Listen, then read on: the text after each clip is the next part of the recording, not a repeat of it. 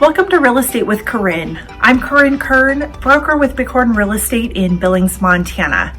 In today's video, I want to go over what it means when we say that Montana is a non-disclosure state. So getting into that, really what that means is that when a property transfers ownership, the sales price and any details of that transfer of ownership are not made of public record. So like most things in life, there's always the exception to the rule. And while sales price is not made of public record, it is disclosed to some entities. That would include the Clerk and County Recorder Office for the county in which the property has transferred ownership, as well as the Department of Revenue. It is part of a code requirement that the sales price be disclosed for tax purposes here in the state of Montana. Now, one other entity that does also receive sales information is what's called the multiple listing service. And that is a service that is used by both realtor professionals and property assessors and appraisers. And it is a information source for us to be able to provide market information to our clients and make sure that we are assessing properties with correct information.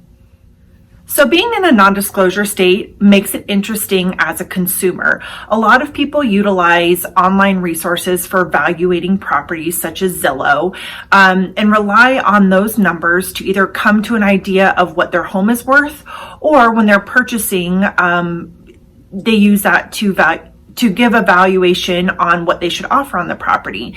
And in a non-disclosure state, those entities, those online resources are not going to have accurate information. Most often they are pulling information from the recorded deed, and that deed is only going to have the loan amount. So maybe a person paid $300,000 for a house, but they only took out a $250,000 loan. That deed amount is going to show $250,000. And when you go to that online valuation tool, the only information that it's going to have is the $250,000. So it may undervalue a property. So whether you're looking to list a home and you're using those online tools to try and get an idea of what your home is worth, or maybe you're buying and you're trying to get an idea of what you should offer on a property, those online tools in a non-disclosure state like Montana are not going to be the most helpful.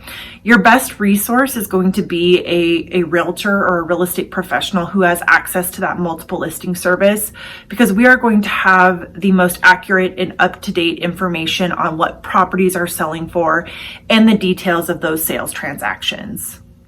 Well, if you're thinking of buying or selling in Montana and have questions about how it being a non-disclosure state might affect your transaction, you can always leave a comment below, or I've also included my phone and email in the description box. Feel free to reach out to me and I'd be happy to answer any of your questions.